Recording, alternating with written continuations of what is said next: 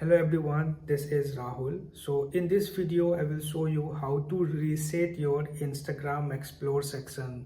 So maybe you are bored with the same kind of Explore you are seeing, or maybe it is not the kind of reels or a post you want to see it.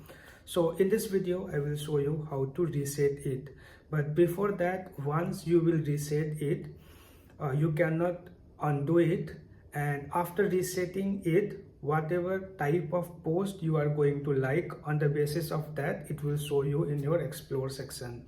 So I will show you in my mobile screen how to reset it. Open your Instagram account, click on this three line on the top right, scroll down.